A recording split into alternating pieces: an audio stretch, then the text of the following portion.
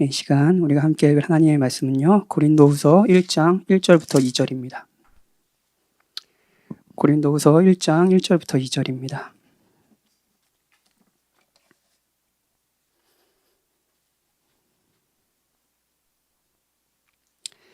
두 절이니까요, 큰 소리로 같이, 작은 소리도 괜찮습니다. 같이 읽겠습니다. 하나님의 말씀을 읽으면서 같이 들읍시다. 하나님의 말씀을 들으십시오. 같이 읽겠습니다.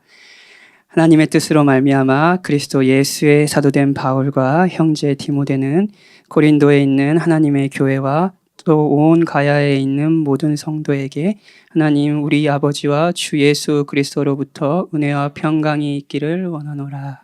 아멘.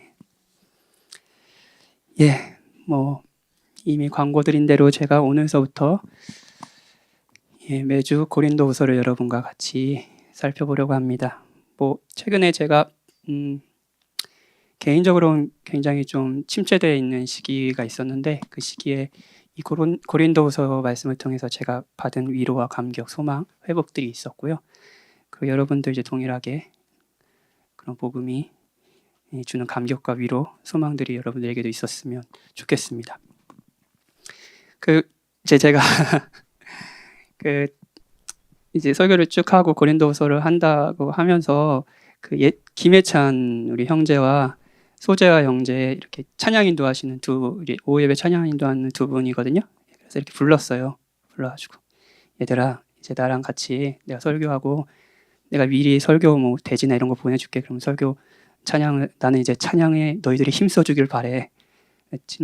지금까지 몇 분 했니? 20분 했습니다. 이제 찬양을 많이 하자. 내가 설교를 짧게 할 거야. 얘들아. 그랬더니 김혜찬 군이 믿지 않았습니다. 제 말을. 김혜찬 군은 옳았습니다. 제가 오후 시간이 좀 힘들고 그래서 될 수 있으면 좀 여러분들, 근데 또 복음을 잘 전해야 되잖아요. 양가 감정이 있습니다. 여러분과 좀 좋은 시간을 같이 보냈으면 좋겠습니다. 그리고 무엇보다도 저는 이 오후 시간에 좀 우리 찬양을 하면서 하나님의 이름을 찬양하고 우리가 받은 사랑을 다시 누리고 이런 시간도 너무 귀하잖아요. 그 시간을 좀 잘 우리가 모두 같이 보냈으면 좋겠습니다. 그리고 말씀도 듣고요. 좋죠? 자, 하나님을 알지 못하는 사람이요. 전혀 알지 못해요. 근데 알지 못하는 사람이 하나님이 살아계시던 것과 그분이 의로우신 거예요. 동시에 그분이 자비로운 분이시라는 것, 그리고 우리를 사랑하신다는 것을 알게 되고 그분이 백성이 될 때, 이걸 거듭남, 중생이라고 표현하기도 하고요. 일반적으로 저희는 회개하고 그리스도를 믿는 것이라고 얘기도 하고요. 중생과 회심은 엄밀히 말하면은 약간 달라요. 그러니까 회심이 중생의 반응이죠. 하나님께서 중생의 은혜를 주시고 회심이란 우리의 반응이 나타나는 건데, 하여튼 인격적으로 예수님을 만났다 이런 표현도 좋아요. 하나님의 백성이 된 거예요. 그리스도를 나의 구주로 믿고요. 그런 일들이 일어날 때 놀라운 일이죠. 하나님 계속 지금도 이루시는 일이에요. 우리 교회에서. 그 일들이 일어날 때 어떤 과정이 있는지 아세요? 반드시 있는 일. 여러 개 있지만 이건 꼭 있습니다. 그게 뭔지 아세요? 복음을 듣고 반응하는 일입니다. 복음을 듣는 거예요. 복음이 뭐죠? 하나님께서 그리스도 안에서 우리에게 하신 일. 그렇죠? 이걸 듣고요. 소식이에요. 기쁜 소식이죠. 그 소식을 나의 소식으로 믿게 되는 거예요. 이게 하나님의 백성이 될 때 일반적으로 모든 사람이 겪는 과정입니다. 복음을 듣고 반응하는 거예요. 그렇죠? 여러분 그런 일들이 있으셨죠? 만약 여러분이 그리스도인이라면, 그리고 여러분이 거듭나셨다면 이런 시간들이 분명히 있으셨을 겁니다. 자, 그러면 질문. 그렇다면 그렇게 그리스도인이 됐어요. 하나님의 백성이 됐어요. 그리스도를 나의 마음의 구주로 삼았어요. 근데 한편으로 우리 계속 죄를 짓잖아요. 그렇죠? 동의하시죠? 계속 죄를 짓고 한편으로 미래를 염려하잖아요. 오늘 목사님 오전 설교도 하셨지만 우리 불안 가운데 미래를 염려하거나 거짓말을 하거나 죄를 짓거나 그러잖아요. 그리고 말씀과 멀어지는 시간을 보내잖아요. 고난의 시간도 보내고요. 심하게 고난을 당하면서 정말 마음이 아주 차갑게 식어지는 과정, 그런 과정 겪어보셨나요? 저도 많이 겪어봤습니다. 그런 시간 보내잖아요. 그러면 그리스도인들은 그런 시간을 보낼 때 어떻게 회복되고 때로는 회개하고 어떻게 위로를 얻을까요? 어떻게 할까요? 열심히 해라! 이런 말도 하죠. 듣죠, 그렇죠? 너희 뭐 그런데 무슨 니네가 그리스도인이냐 막 이런. 제가 그러고 싶지는 않아요, 여러분. 제가 혹시 그랬다면 죄송합니다. 아니에요. 효과가 있을 수 있죠.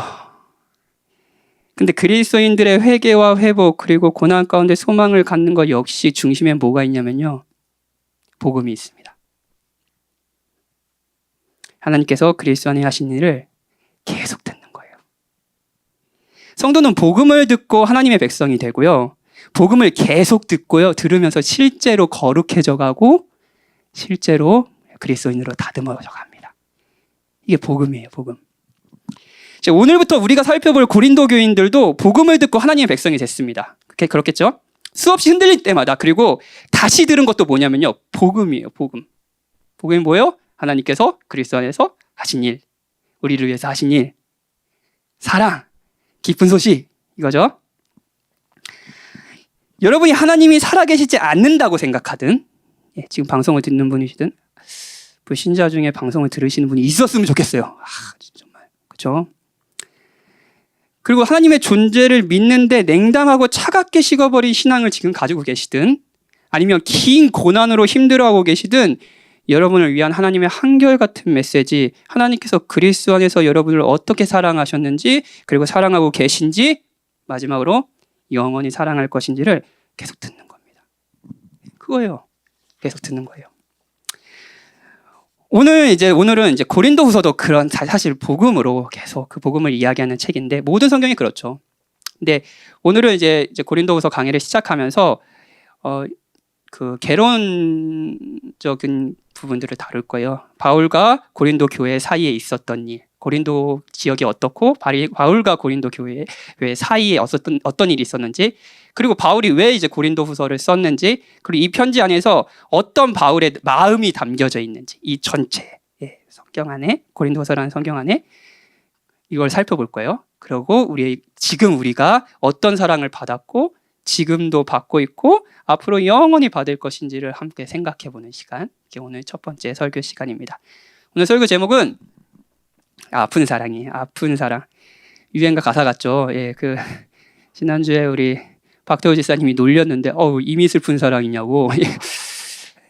노래 부르시려고 그러시냐고. 그래서 제가 노래 부르는 거 싫어하는 사람이 많이 있습니다. 그래서 노래는 안 부를 거예요. 그 설교 중간에 노래 부르면 많이 이제 폐를 끼치기 때문에. 아무튼 아픈 사랑인데, 이거 제목을 이렇게 정한 이유는 차차 진행하면서, 설교 진행하면서 여러분들에게 이야기 드리겠습니다. 먼저 첫 번째로 고린도 도시와 고린도와 이제 고린도 교회와 바울에게 있었던 일을 한번 살펴보도록 합시다. 이제 고린도라는 도시에 대해서 짧게 설명해 드릴게요.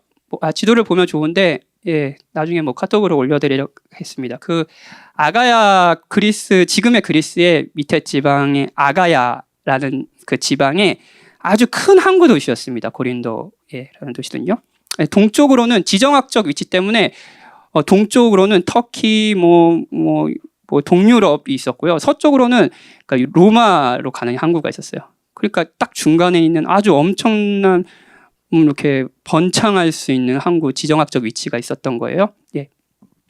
그런데 이 도시가 그러니까 BC 146년에 로마에 의해서 멸망됩니다. 로마가 이 번영한 도시를 팍 쳐가지고 다 멸망시키고, 거기에 있는 도시를 정말 초토화시키고 거주민들을 거의 몰살시키다시피 다 죽이고, 그 고린도 지역에 살던 사람들을 노예로 만듭니다. 그러니까 한 100년간 이 도시가 완전 폐허가 된 거예요. 사람이 살지 않는 이런 도시가 된 거예요. 근데 이제 주전 33년에 로마가 다시 이 도시를 세웁니다. 왜냐하면 위치가 너무 좋잖아요. 그 항구 지역으로. 그래가지고 그러니까 이제 기획 도시죠. 한마디로 말하면 로마에 의해서 아주 기획된 도시죠. 바울이 딱 고린도에 왔을 때 이 도시는 재건된 도시, 그러니까 예전 헬라인들, 고린도인들이 사는 도시가 아니었습니다. 각종 인종들이 몰려 있고요. 기획 도시니까요. 특히 로마에 의해 보내진 해방 노예들이 많이 있고, 기획 도시다 보니까 무역이 엄청나게 발전했거든요. 번영한 도시죠. 그러니까 번영과 함께 당연히 따라오는 게 뭐예요? 성적이고 윤리적으로 타락한 문화도 당연히 있었을 것이고요. 그리고 번영한 도시였으니 사람들이 몰려들었겠죠. 우리 아메리칸 드림처럼 코린티안 드림이에요.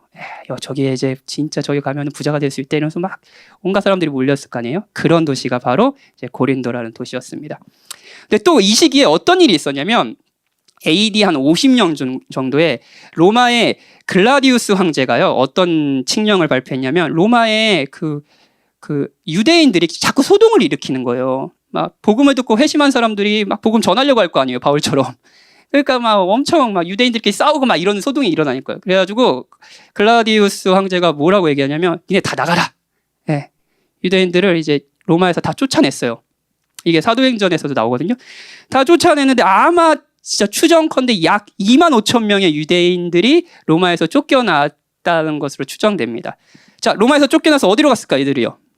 디아스포라 유대인들 로마에 갔더니 어디로 갔겠어요? 뭐 고향으로 가는 사람도 있을 거고 큰 도시로 가는 사람도 있을 거예요. 근데 가려면 어디로 가야 돼요? 그때 뭐 비행기 없잖아요. 뭐 다 배 타고 고린도 쪽으로 온 거예요. 그 항구로. 그러니까 이 도시에 뭐 고향을 가려는 사람들도 그리고 그저 이 항구 도시에 살려고 하는 사람도 엄청 많은 사람들이 진짜 붐비면서 이 도시가 떠들썩한 그 시기였습니다.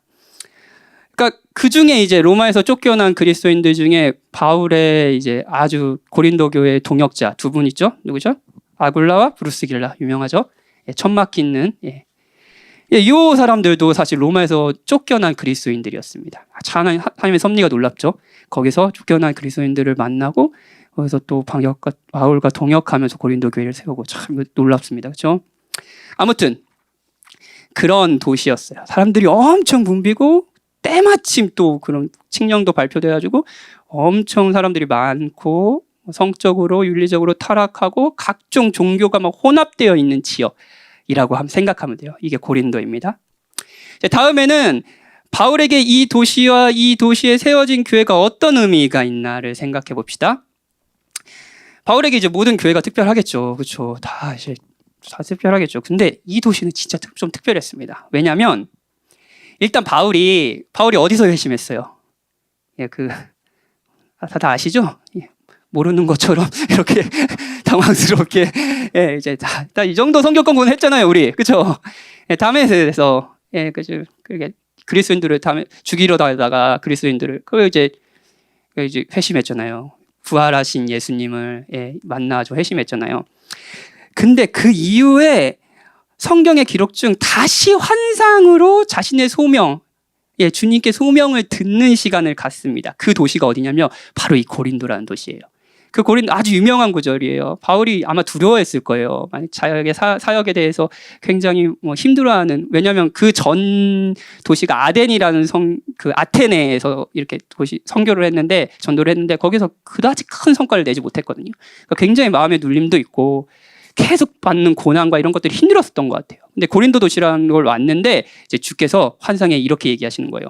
두려워하지 말며 침묵하지 말고 말하라. 내가 너와 함께 있으면 어떤 사람도 너를 대적하여 해롭게 할 자가 없을 것이니 이는 해롭게 할 자가 없다.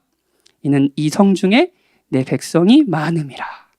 고린도라는 도시에 내 백성이 많다라고 하신 거예요. 이거 얼마나 가슴 뛰는 말이겠습니까? 지금 보면 난 고난밖에 없는데 다 이 복음 전에도 사람들 안 받아들이려고 하는데 아테네에서 망했는데 이 성 중에 내 백성이 많다는 거예요. 얼마나 큰 위로가 됐겠어요? 되게 의미 있는 도시죠. 주께서 고린도 교회를 내 백성이라고 칭하셨습니다. 이걸 기억하세요. 그리고 이들에게 계속 말하라고 말씀하셨어요. 어떤 사람도 너를 대적하거나 해롭게 할 자가 없다고 이야기하셨어요. 그러니 계속 이제 말하라는 소명이었죠. 굉장히 가슴 뛰는 소명이었을 겁니다. 그리고 바울은 이 도시에서 약 1년 반을 머물면서 사역합니다. 브루스길라, 아굴라와 이제 동역하면서 이 교회를 아주 신실하게 섬겨요. 1년 반이면 뭐 데살로니가 교회 같은 경우는 한 3주 정도 있었던 교회라 비교하면 굉장히 오랜 시간, 많은 시간을 보내면서 이 교회를 세운 거죠. 그래서 거의 그 바울의 그 전도여행의 핵심 도시가 두 개 정도 있는데, 첫 번째가 에베소고, 에베소 두란노선에서 굉장히 오랜 시간 또 2년 가까이 또 가르쳤잖아요. 함께 이제 2차선 전도여행의 핵심지는 이 고린도라는 도시입니다. 굉장히 의미 있다는 거 알겠죠? 그런데 여러분, 주께서 내 백성이라고 호칭한 이 교회는 한편으로 진짜로 바울을 괴롭게 했던 교회였습니다. 정말 괴로웠을 거예요. 주께서 어떤 사람도 너를 대적하여 해롭게 할 자가 없다라고 이야기하셨잖아요. 사실 바울을 가장 고통스럽게 했던 건 바깥 유대인 대적이기도 했지만 가장 괴롭게 한 사람들이 이 사람들이었어요. 교인들이었어요. 대적은 내부에 있다. 예, 그렇죠. 우리 고린도 교인들, 주께서 내 백성이라고 호칭한 사람들이 이제 바울을 굉장히 괴롭게 했습니다. 바울이 이 교회를 세우고 난 후에 이제 계속 전도여행 다녀야 되잖아요. 그래서 에베소로 이제 떠났습니다. 떠난 후 교회에 진짜 큰 혼란이 생기는 것처럼 보입니다. 분쟁이 일어나는 거 바울파, 아볼로파, 난 게바파, 난 예수파, 막 분쟁이 일어나요. 그리고 음란, 자기 계모와 함께 성적인 범죄를 짓는 사람이 등장하기도 하고요. 교회 질서 문제, 은사를 마음대로 자신의 마음대로 사용하는 사람도 생기고요. 세상 법정에 교회 문제를 가지고 세상 법정에 송사하는 문제, 이런 일들, 각종 문제들이 막 터져 나옵니다. 빵빵 터져요. 빵빵 터져. 그래서 바울이 3차 전도 여행 중에 에베소에서 오래 있었다 그랬잖아요. 그래서 이 소식을 들은 거예요. 그럼 바울이 어떻게 했어요? 1년 반 동안 진짜 열심히 헌신적으로 사역했는데 마음이 아팠겠죠. 그래서 편지를 씁니다. 이 편지가 뭐겠어요? 네, 고린도 전서죠. 네, 이게 고린도 전서입니다. 마이클 윌리엄스라는 우리 신학자가 고린도 교인들이 고린도 전서에서 그 상황에서 빠져있던 문제를 이렇게 지적합니다. 고린도 신자들은 아직 미성숙했다. 온 세상이 자기를 중심으로 돌아가고 자신의 욕구가 충족되지 않으면 발차고 소리를 지르는 어린아이처럼 고린도인들은 자기 중심적이었다. 그 결과 그리스도 안에 하나 된 대신 분열이 발생했다. 자기 중심적인 결과요. 자기 몸을 주님이 쓰시도록 내어드리는 대신 성적 만족에 내어주는 사람들이 있었다. 신자들은 다른 사람의 유익을 구하는 대신 자기 자신에게만 몰두해 있었다. 영적 은사를 사용하여 그리스도의 몸을 세우기보다 자신들이 주목받는 기회로 삼았다. 고린도 교회에서 벌어진 이 모든 문제의 핵심에는 타자 중심성이 아니라 자기 중심성이라는 벌레가 있었다. 바울은 이들이 스스로에 대한 관심에서 눈을 돌려 그리스도를 바라보게 했다. 이게 고린도전서의 목적이에요. 그는 그리스도의 부활이 지금도 그 새로운 생명의 특징을 드러내어 점점 더 그분을 닮아가도록 그들을 촉구한다. 자, 고린도 교회의 핵심적인 문제는 뭐라고 그랬어요? 자기 중심성이라는 거예요. 이거를 한 가지 예를, 분열을 통해서 한번 생각해 볼게요. 자, 고린도 교인들은 왜 바울파와 아볼로파로 나눠졌을까요? 간단히 생각하면 이렇게 생각할 수 있을 겁니다. 진짜 바울을 정말 사랑한다고 말할 수 있을 거예요. 정말 그 정도면 바울을 진짜 사랑하나 보다 이렇게 얘기할 수 있을 거예요. 그런데 바울을 정말로 사랑했다면 당연히 그가 전하는 복음도 사랑했을 거 아니에요? 그렇죠? 그 메시지까지 사랑했다면 이렇게 행동했을 리가 없습니다. 그렇지 않나요? 바울은 은혜의 복음을 전했습니다. 이 은혜의 복음이 뭐냐면 우리의 자격이 아니라 우리가 열심히 신앙생활하고 우리가 열심히 경건하고 그래서 하나님께서 우리를 용서해 줬다는 것이 아니라 그저 하나님의 자비로 구원을 받는다라는 것이 이 은혜의 복음의 핵심이잖아요. 그렇죠? 이걸 전했어요. 그래서 빌립보서에는 보면 이 복음을 누린 자, 즉 우리를 위해 그리스도가 낮아지신 것을 본 자들은 자신을 기꺼이 다른 사람보다 낮추고 사람들을 섬긴다고 얘기합니다. 그렇죠? 이거 에베소서의 말씀이에요. 고린도 교회에서 바울이 이 이야기를 했을까요? 안 했을까요? 적혀 있지는 않으니까. 똑같은 말씀이 적혀 있지 않는데.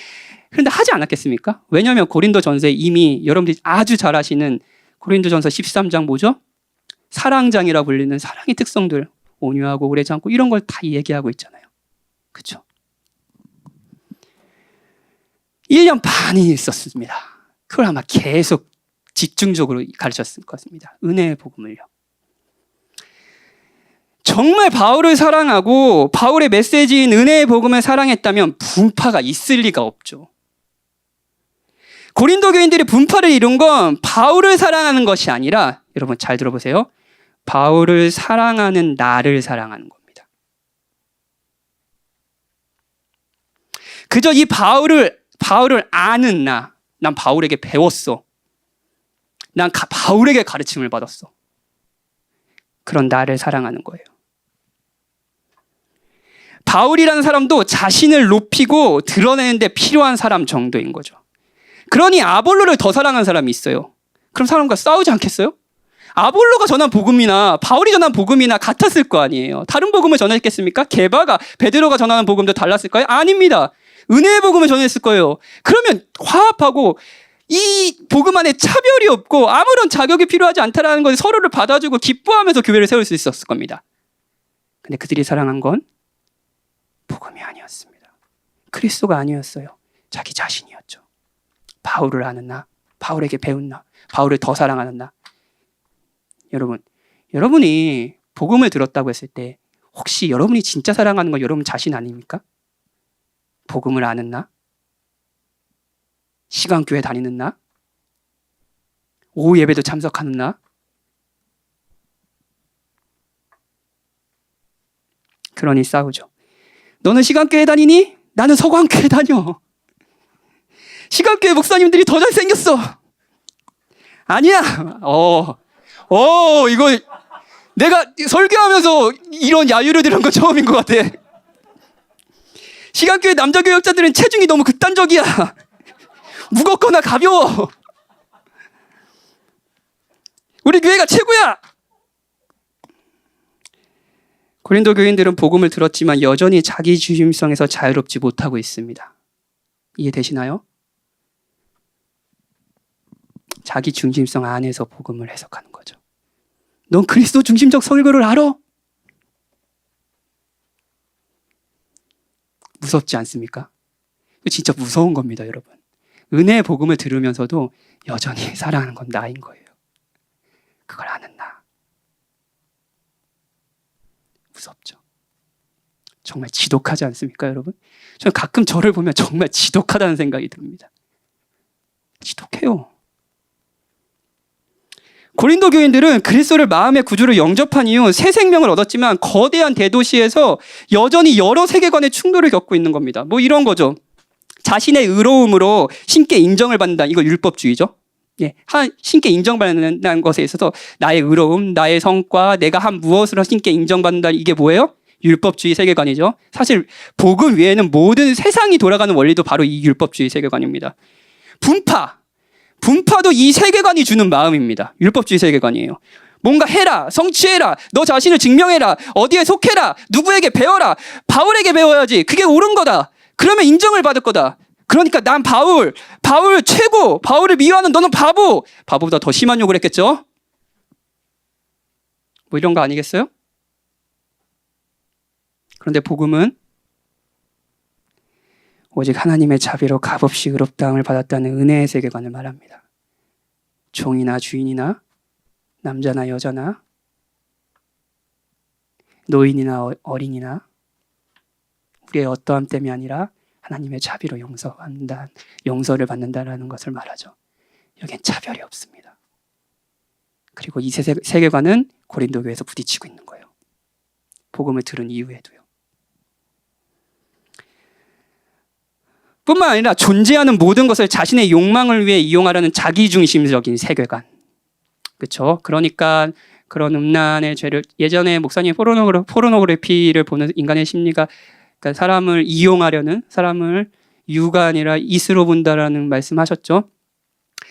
그리고 은사를 사용하는 거에 있어서도 자신의 존재를 드러내고 사람들에게 인정을 받으려고 은사를 드러냅니다. 아이고, 진짜 무섭지 않나요? 욕망을 위해 사람들을 이용하라는 자기중심적인 세계관. 특히 번영과 타락의 도시에서 이런 세계관이 가득 있지 않았겠습니까? 그렇죠? 우리가 사는 세계처럼요. 여러분들이 이번 주에 살았던 세계처럼요. 그런데 복음은 하나님께 다없는 사랑을 받은 자로서 사랑을 많이 받았어요. 모든 것을 사랑하며 섬기라. 이용하라는 것이 아니라 기꺼이 내어주고 섬기고 상대를 높이라라는 세계관을 이야기하죠. 고린도전서에서 아주 풍성히 이 사랑의 세계관을 이야기했습니다. 이것도 충돌. 자기중심적인 세계관과 사랑을 받은 자로서 사랑의 세계관이 고린도 교회에서 계속 충돌되는 거예요. 바울은 고린도 교인들 안에 있는 이런 세계관의 충돌, 혼란, 이것을 잡아주고자 첫 번째 편지를 썼습니다. 그게 뭐냐면 아까 말씀드린 대로 고린도전서예요. 어떻게 혼란을 잡아주려고 했을까요? 야, 니네 말 잘 들어, 이놈의 자식들. 이렇게 했을까요? 약간 혼내기도 했어요. 예. 바울이 성격이 욱하는 데가 좀 있으세요. 예, 그래가지고 혼내기도 했어요. 그런데 혼내는 게 본질이 아니었습니다. 본질 뭐라 그랬어요? 다시 회복시키는데 본질이 뭐라고요? 복음이에요. 복음을 다시 알려주는 겁니다. 하나님께서 그리스도 안에서 우리를 어떻게 사랑하셨는지 이 기쁜 소식을 다시 알려주는 거예요. 이런 혼란 가운데, 이런 세계관의 충돌 가운데 왜 다시 복음을 중심으로 이야기하려고 했는지를 알려드릴게요. 우리는 왜 죄를 지을까요? 왜 자기중심성 안에서 우리가 벗어나지 못할까요? 우리 지독하게, 그렇죠? 뭐 여러 가지로 설명할 수 있겠지만 하나님과 하나님이 베푸신 사랑을 작게 보기 때문입니다. 다시 한번 말씀드릴게요. 하나님과 하나님이 베푸신 사랑이 작아 보이는 거예요. 요만해 보이는 거예요. 하나님께서 그리스도 안에서 나를 어떻게 인정해 주셨는지 그 사랑보다 내가 바울에게 직접 배웠다는 인정과 가치가 더 달콤한 거예요. 그러니까 분파를 짓죠. 우리는 계속 남편을 배신하는 음란한 여인이었지만 하나님께서 그리스도 안에서 우리를 얼마나 신실하게 사랑하셨는지 그 사랑이 복음이잖아요. 그 사랑을 작게 보는 거예요. 그러니까 다시 음란한 상대를 사랑하는 것이 아니라 자신의 욕망을 채우는 도구로 보는 자기중심적인 죄를 짓죠. 고린도 교인들의 문제는 하나님을 작게 볼 뿐 아니라 하나님께서 그리스도 안에서 베푸신 사랑을 작게 보는 것, 의미 없게 보는 것이었습니다. 그래서 혼란이 생긴 거예요. 그럼 다시 뭘 해야겠어요? 그렇게 살지 마. 이 정도로 안 됩니다, 여러분. 뭐예요? 작지 않아. 그 사랑, 너희들이 생각하는 것보다 작지 않아. 의미 없는 사랑이 아니야. 그 사랑이 너에게 가장 의미 있는 사랑이야. 하나님께서 그리스도 안에서 베푸신 그 사랑을 다시 알려주는 겁니다. 바울이 이 일을 하고 있는 거예요. 고린도전서에서요. 자, 문제. 고린도 교인들이 이 편지를 받고 회개했을까요? 안 했을 것 같아. 어떻게 확신에 찬 고개를 주로 회개를 안 하는구나.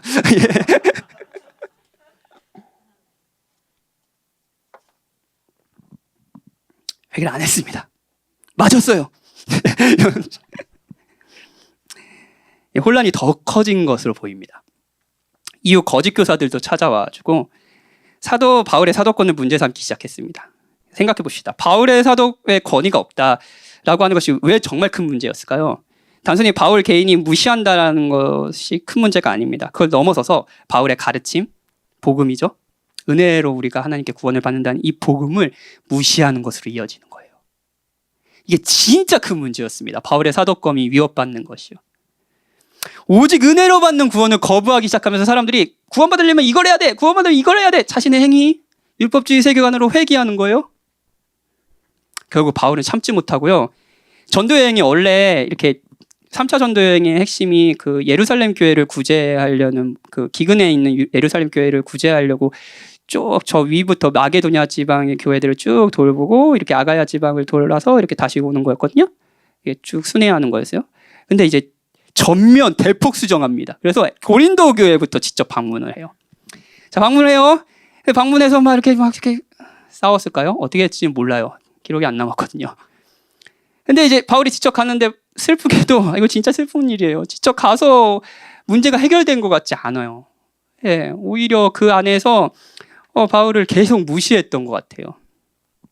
그리고 바울을 무시하는 거짓 교사들의 가르침에 현혹되어 있었던 것 같아요. 고린도 교회가요.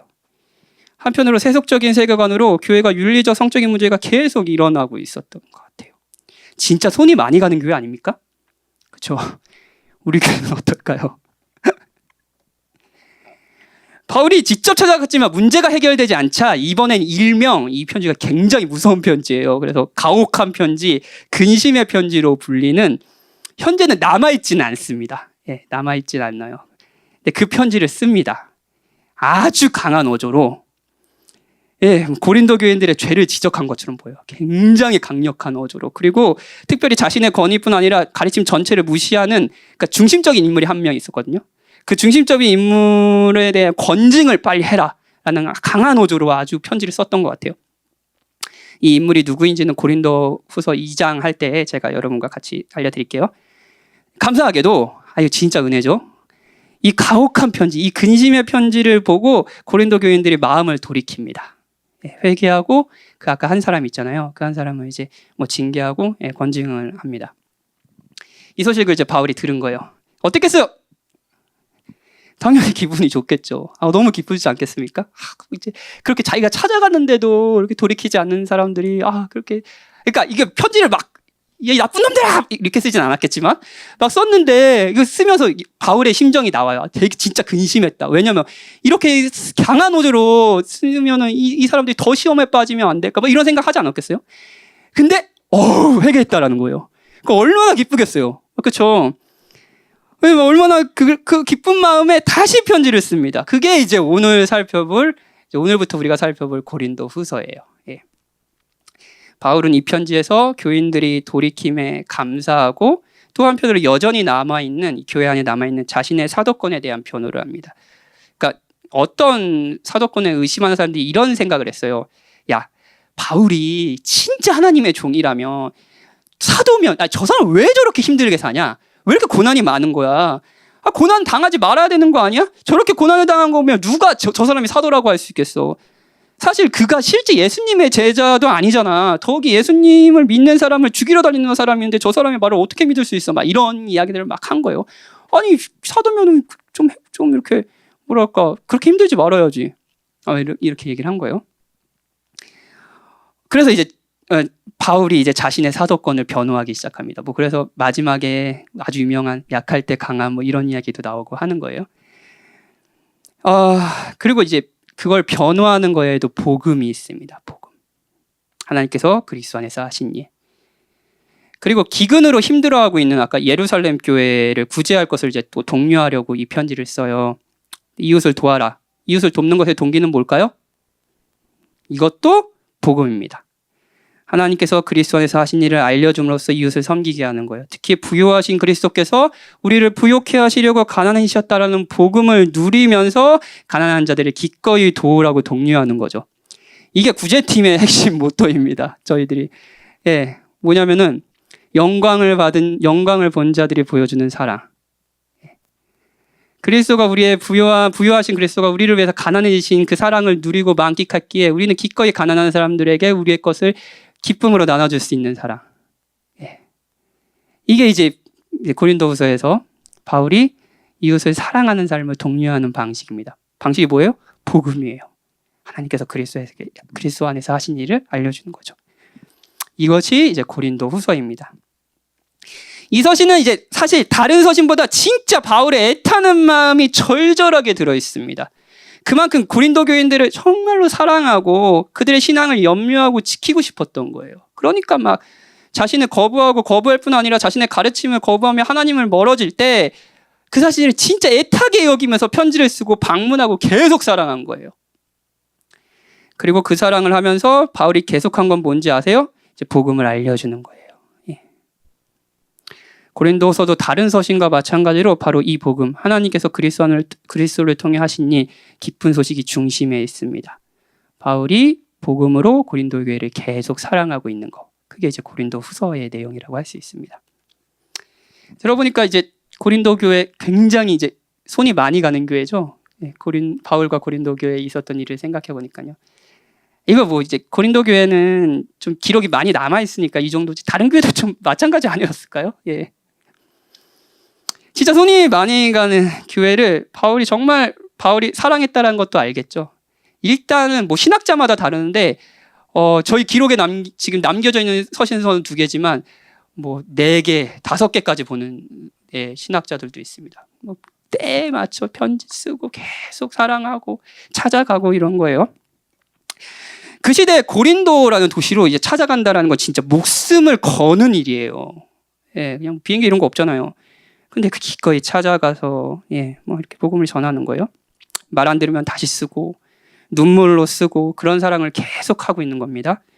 자, 여기서 우리는 이제 오늘 제목 사랑의 본질적인 특성을 하나 발견할 수 있습니다.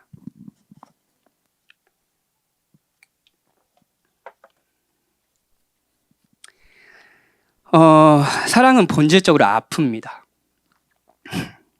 조금 더 풀어서 말하면 사랑을 베풀려는 자는 아프기 마련입니다. 사랑을 베풀려는 자는 아프기 마련이에요. 유행가 가사가 아닙니다, 여러분. 우리 모두는 사랑이 본질적으로 아프다는 것을 경험했습니다. 남녀가 사랑할 때 사랑은 다른 어떤 관계가 줄 수 없는 감격과 행복, 만족을 줍니다. 그렇죠? 여러분, 그런데 동시에 다른 어떤 관계가 줄 수 없는 아픔, 분노, 거절감 이런 것 또한 주지 않나요? 사랑이라는 거요. 여러분, 사랑에서 고통받은 적 다들 있으시죠? 남녀 간의 사랑뿐 아닙니다. 육아를 생각해 볼까요? 저희 집에 괴물이 2명 살고 있습니다. 박이하는 요즘에 잡기놀이를 하는데 항상 저한테 이렇게 얘기합니다. 아빠가 괴물을 해. 그리고 괴물이다 하고 도망가요.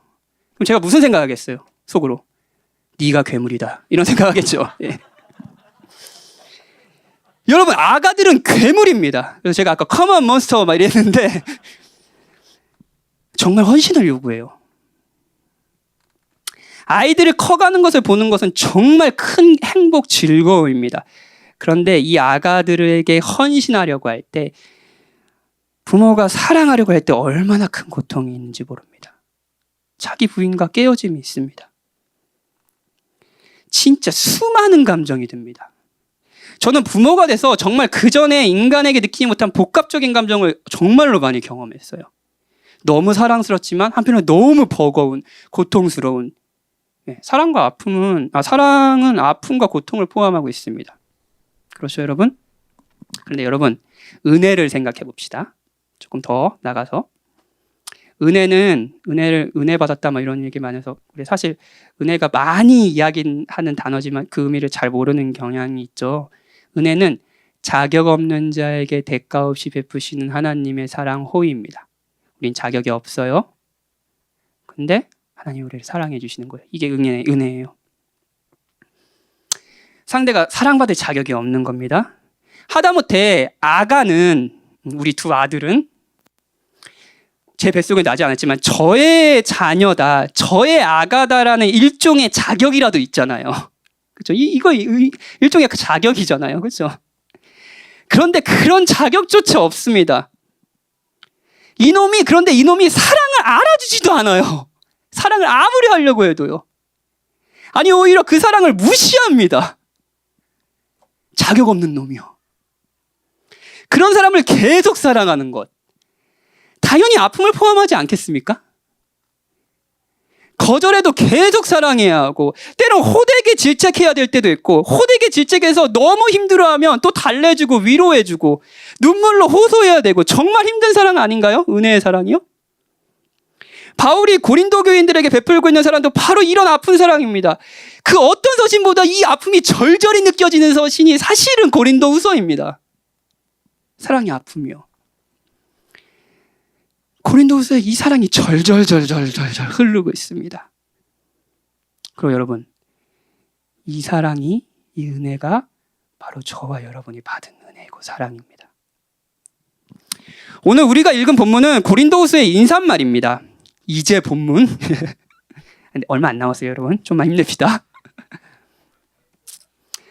모든 서신서가 이 인사말이 있습니다. 그렇죠? 뭐가 있어요? 편지를 쓴 발신인, 그리고 편지를 받는 수신인, 그리고 인사가 있죠. 모든 서신서예요. 바울은 이 인사말에 자신을 이렇게 소개해요. 근데 좀 많이 있어서 우리가 그냥 훅 훑는 말이겠지만 이 부분을 한번 좀 살펴보죠. 자기를 이렇게 소개합니다. 1절이에요. 첫째, 하나님의 뜻으로 말미암아. 그냥 된 게 아니에요. 하나님의 뜻이에요. 둘째, 그리스도 예수의 사도된 바울. 그냥 사도가 아니에요. 그리스도의 소유. 그리스도 예수의 소유된 사도인 거예요. 자, 바울은 자신을 소개하는 것에 있어서 그리스도의 소유가 된 사도라고 말하고 이것이 하나님의 뜻이라고 이야기합니다. 이것이 바울의 정체성이에요. 왜 이렇게 소개했을까요? 그냥 사도 바울은 이렇게 해도 되잖아요. 근데 왜 굳이 하나님의 뜻으로 말미암아 그리스도 예수의 사도 된 바울은 이라고 얘기했을까요? 자신의 사역, 그리고 지금 여기 자신이 쓰는 글이 단순히 한 인간의 사역, 인간 바울의 글이나 마음이나 사역이 아니라 하나님과 예수님이 주인이 되신 사역이라는 겁니다. 즉 바울의 사역은 하나님과 예수님을 보여주는 사역이라는 거예요. 여러분, 바울의 글은 하나님의 뜻을 보여주고요. 바울의 사랑은 하나님의 사랑을 보여줍니다. 그런 의미에서 바울이 지금 고린도 교회를 향해 하고 있는 아픈 사랑은 누구의 사랑이에요? 하나님의 사랑이죠. 복덩이. 여기서 멈추지 않습니다. 이번에 수신인, 이 편지를 받는 사람들. 이 편지의 대상 역시 바울은 의도적으로 고린도 교회를 그냥 고린도 교회 너희들 이렇게 얘기하지 않아요. 고린도 교회를 하나님의 교회라고 호칭해요. 그리고 아가야가 그 고린도가 지방 이름이거든요. 아가야에 있는 성도, 거룩한 자라고 호칭합니다. 여러분, 이 호칭이 어울립니까? 이 교회가 하나님의 교회라고요? 이 사람들이 거룩한 자들이라고요? 아까 그 혼란 다 들었잖아요. 자기중심적인 사람들 이야기를 들었잖아요. 근데 하나님의 교회? 성도라고요? 주께서 바울이 처음 이 도시에 왔을 때 환상 가운데 이 사람들을 어떻게 호칭하셨죠? 이 도시의 누구 백성? 내 백성. 내 백성. 이 손이 많이 가는 사람들, 이 은혜를 모르는 사람들을 주께서 그렇게 호칭하셨고 바울도 역시 하나님의 교회의 성도라고 호칭하고 있는 거예요. 사랑을 표현하는 사람, 바울이죠. 표현하는 사람이 하나님의 사랑을 보여주는 바울이라면 사랑을 받는 사람은 누구냐면 하나님의 사랑을 받는 사람들입니다. 고린도 교회인들이 성실하고 경건하고 신앙을 잘 지켜서 이런 호칭을 받은 것이 아닙니다. 오히려 그들은 배은망덕했고 유혹에 쉽게 넘어가 흔들리고 바울을 무시했지만 그런 자들을 향해 하나님이 아픈 사랑을 신실하게 계속하시고 계시기 때문에 이들은 사랑을 받고 있습니다. 여전히 내 백성, 하나님의 교회, 성도라고 호칭을 받고 있는 사람들인 거예요. 하나님의 사랑을 전하는 자와 하나님의 사랑을 받는 자들이 있습니다. 이 인사말에 바울 자신과 고린도 교인들의 정체성이 들어있습니다. 바울은 하나님의 사랑을 보여주는 사람이고요. 고린도 교인들은 하나님의 사랑을 받는 사람들입니다. 여러분, 성도예요. 하나님의 교회예요. 내 백성이에요. 그리고 모든 서신서에 있어서 우리가 무시하는 문구이지만 어떻게 보면 이 서신 전체의 핵심적인 개념이 담겨있는 인사를 합니다. 2절이에요. 하나님 우리 아버지와 주 예수 그리스도로부터 은혜와 평강이 있기를 원하노라. 내 사랑을 니네들이 알아줬으면 좋겠어. 그럴 리가요. 바울이 하라는 건 뭐예요?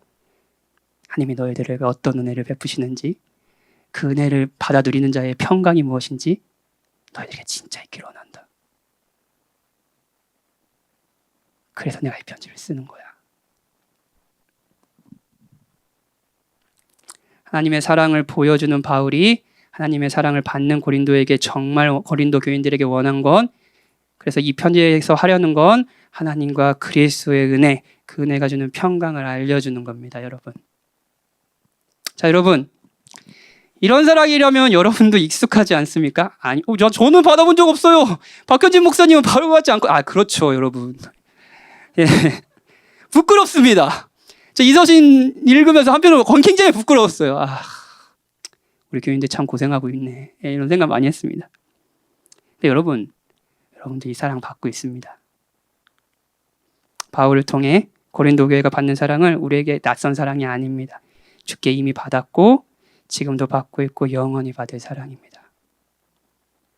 우리도 베푸는 자가 아픈 사랑을 받고 있어요. 신실하게. 우리는 계속 거부하고 가볍게 여기고 하지만 그 사랑을 주께서 우리에게 계속 신실하게 해주고 계세요.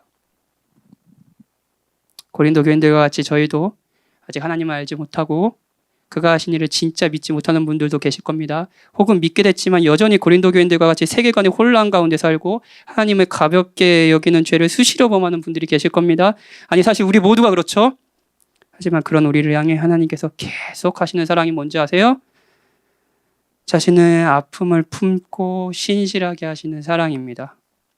아픈 사랑이에요. 자격 없는 자에게 처음 시작한 그 사랑을 여전히 자격 없는 자들에게 계속 베풀고 계십니다. 이게 고린도후서에서 통해서 알 수 있는 하나님의 사랑입니다. 자, 고린도 교회가 참 손이 많은 가는 교회라고 그랬잖아요. 그렇죠? 동의하시나요? 그런데 여러분, 누구보다 제가 박현진이 참 손이 많이 가는 사람입니다. 제 얘기를 좀 할게요. 설교가 길어졌지만 이 정도면 포기해야죠. 예. 전 설교자니까 설교를 예를 들게요. 설교 예 많이 들죠. 설교에 강박이 있는 건 아닙니다. 사실 좀 있어요. 예. 어느 때는 주께서 저에게 은혜를 주시고 특별한 시간을 마련해 주셔서 제가 생각할 때 설교가 진짜 만족스러울 때가 있어요. 아, 정말 이 시간 하나님 주께 사용해 주셨구나 이런 생각이 들 때가 있어요. 그때 어떻겠어요? 제 마음이요. 기고만장해지죠. 교만해지죠. 아, 역시 목회하기 잘했어. 그래, 목회했어야지. 이래서 나를 목회를 하게 하셨구나. 이런 생각 들겠죠. 그런데 또 제가 생각했을 때 진짜 잘 안 풀리고 오늘이 아니었으면 좋겠는데 그게. 모두가 설교자뿐만 아니라 설교를 듣는 사람들 다 졸고 이건 언제 끝나는 거야? 라는 뭐 그렇게 힘들게 한 설교한 날이 있어요. 항상 그날이 오늘이 되지 않을까라는 두려움이 그 전날이 있습니다. 예. 그럼 어떤 생각을 하냐면요. 이런 생각하는 거예요. 아, 역시 나는 목회를 하면 안 돼. 나는 나를 죽이고 성도들을 죽이는 사람이야. 이런 사람이 목회를 한다니 막 이런 생각을 막 해요. 자, 여러분, 자 생각해 봅시다. 설교를 잘하게 해줘야 되나요? 설교를 못하게 해줘야 되나요? 잘하게 해주면 교만해지고 못하게 해주면 못하겠다 그러고 뭐 어떻게 해야 될까요? 지금까지 주께서 어떻게 하셨을 것 같아요? 저한테요? 잘하게도 하셨고 못하게도 하셨습니다. 제 기준에요. 그런데 그 시간 정말로 하나님께서 신실하게 해주신 사랑이 있어요. 그게 뭐냐면요. 저에게 복음을 알려주시는 거였습니다. 설교라는 기준으로 저의 가치를 제 스스로 판단하고 교만해지고 열등감에 빠지는 굉장히 자기중심적인 사람, 고린도 교인들과 같죠. 그 사람을 향해, 박현진을 향해 하나님이 신실하게 하신 사랑은 저의 가치가 설교가 아니라 그리스도 안에 있다라는 거예요. 하나님께서 그리스도 안에서 저를 단순히 잘하는 설교자 이 정도가 아니라 이놈 쓸만하네 이 정도가 아니라 하나님께서 그리스도 안에서 저를 존귀한 자로 여기신다는 것. 너는 내 사랑하는 아들이라 라고 말씀하신다는 것을 계속 듣게 하시는 거였습니다. 하나님이 저를 향해 신실하게 일을 하셨어요. 그리고 제가 여기 있죠. 자, 이제 여러분들의 이야기를 할까요? 배트 폭행해야죠. 여러분도 저와 같이 손이 많은 가진 사람들입니다.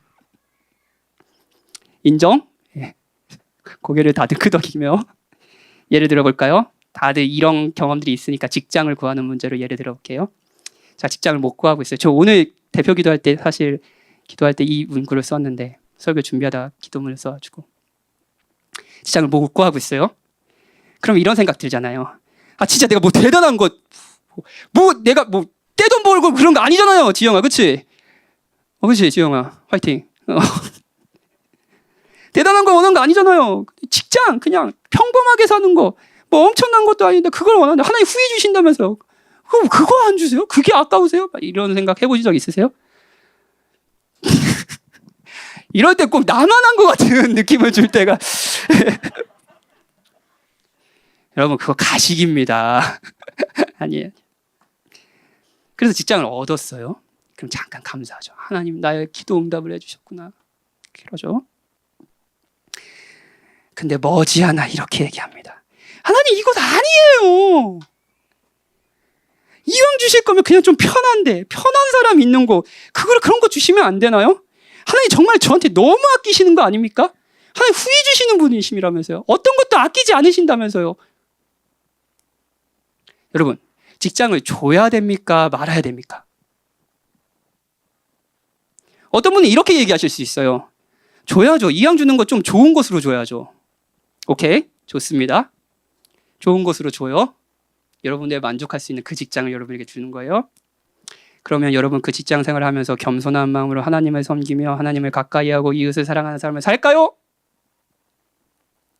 모르겠습니까? 왜 저는 알 것 같죠? 우리는 자기중심적이고 하나님을 작게 보고 그가 그리스도 안에서 베푸신 사랑을 의미 없게 여기며 살아갑니다. 하나님이 이런 저희들에게 직장을 주시기도 안 주시기도 하고 때론 마음에 드는 직장을 주시기도 하고 아니기도 합니다. 그런데 정말 이런 우리에게 신실하게 하시는 사랑이 있어요. 하나님께서 그리스도 안에서 우리를 어떻게 여기시는지 우리에게 어떤 사랑을 해주셨고 그 사랑이 얼마나 우리에게 큰 의미가 있는지 계속 알려주시는 거예요. 우리가 그걸 무시하더라도요. 우리가 거절하고 작게 보다 하더라도 하나님은 여러 자신의 종들을 통해 그리고 이 교회를 통해 이 일을 신실하게 하고 계십니다. 이건 아픈 사랑입니다. 상대의 거절과 무반응, 냉담함을 안고 가는 사랑이기 때문이에요. 그런데 동시에 이 사랑은 신실한 사랑입니다. 상대가 어떠하든 계속 사랑하는 거예요. 오늘 목사님이 마지막 그 세 번째 대지에 이 그 은혜 부분들을 얘기했죠. 우리가 순종해도 하나님이 자비를 베푸시고 돌보시고 순종하지 않아도 자비를 베푸시는 거 정말 신실하지 않습니까? 그리고 이 사랑은 고린도 교회만 받은 것이 아닙니다. 여러분 받고 계세요. 여러분이 받고 계십니다.